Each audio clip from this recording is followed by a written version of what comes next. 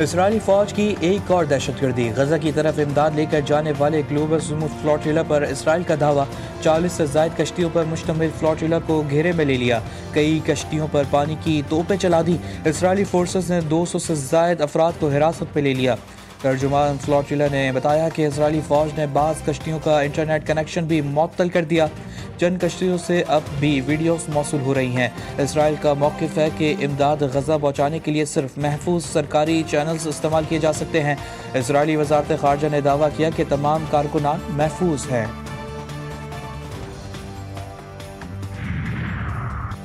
اسرائیلی فوج کا global smooth flotilla پر قبضہ، پاکستان کے سینیٹر مشتاق احمد بھی زیر حراست۔ اسرائیلی فوج نے سویڈن کی ماحولیاتی کارکن گریٹا تھنبرگ اور منڈیلا کے نواسے منڈیلا کو بھی گرفتار کر لیا۔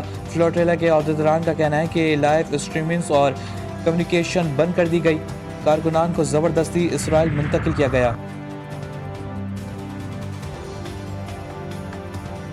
گلوبل سموتھ فلوٹیلا سے زائر یکجہتی کے لیے ترکیہ سے مزید کشتیاں روانہ، صوبے احاطے کے ضلع ارسوس کی بندرگاہ سے 45 کشتیوں کا قافلہ بحر روم روانہ۔ عالمی سموتھ فلوٹیلا کا قافلہ غزہ کے پانیوں میں داخل، لائیو ٹریکر کے مطابق 23 کشتیوں کا غزہ کی جانب سفر جاری۔ فلوٹیلا کے منتظمین کا کہنا ہے کہ ان کا مشن پرامن اور انسانی بنیادوں پر ہے۔ قطری نشریاتی ادارے الجزیرہ کے رپورٹر حسن محسود عالمی سموتھ فلوٹیلا کے قافلے میں شامل، انہوں نے رپورٹ کیا کہ مکنومی نامی کشتی غزہ کے سرکاری پانیوں میں داخل ہو گئی ہے۔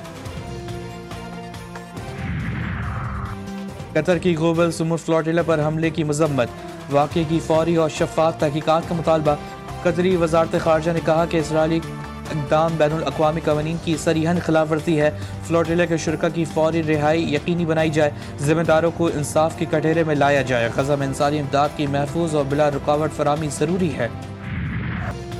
گلوبل سموتھ فلوٹیلا پر اسرائیلی حملے کی دنیا بھر میں مذمت، یورپ، لاطینی امریکہ کے مختلف شہروں میں احتجاج، کئی شہروں میں اسرائیل کے خلاف شدید نعرے بازی، لاطینی امریکہ کے بیشتر شہروں میں لوگ سڑکوں پر نکل آئے، اٹلی کے متعدد شہروں میں ہزاروں لوگ کا احتجاج، انسانی حقوق کی تنظیموں کی جانب سے ہڑتال کی کال دے دی گئی۔ اینتھنس میں بھی شہریوں کی بڑی تعداد سڑکوں پر نکل آئی، برلین کے شہریوں کی بھی فلوٹیلا پر غیر انسانی حملے کی مذمت، براسلز میں بھی عوام سربراہ احتجاج، ترکیہ میں بھی فلوٹیلا پر حملے کے خلاف احتجاج کیا گیا، کولمبیا کا اسرائیلی سفارتکاروں کو مکمل ملک بدر کر کے تجارتی معاہدہ ختم کرنے کا اعلان۔ حماس نے سموتھ فلوٹیلا پر اسرائیلی حملے کو سمندری دہشت گردی قرار دے دیا۔ حماس نے بیان میں کہا، صحافیوں اور کارکنان کی گرفتاری بزدلانہ اقدام ہے، اسرائیل کی پالیسی محصور عوام کو بھوک سے مارنے کی کوشش ہے، اقوام متحدہ اسرائیلی قیادت سے جرائم پر جواب طلب کرے۔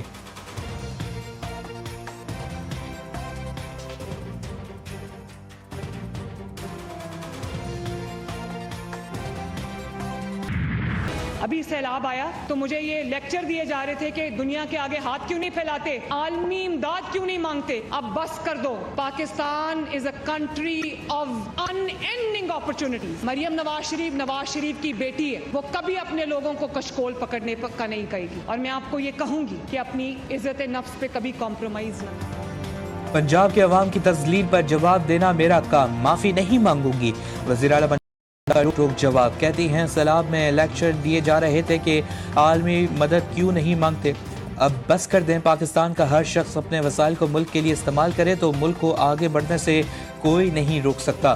مریم نواز کا پنجاب کے عوام کی عزت نفس کی بات نہیں کرے گی تو اور کون کرے گا؟ شمالی اور جنوبی پنجاب کی تفریق ڈالنے والے عوام کے دوست نہیں، پنجاب کے تمام شہریوں کو بند مٹی کی طرح جوڑ کر رکھنا چاہتی ہوں۔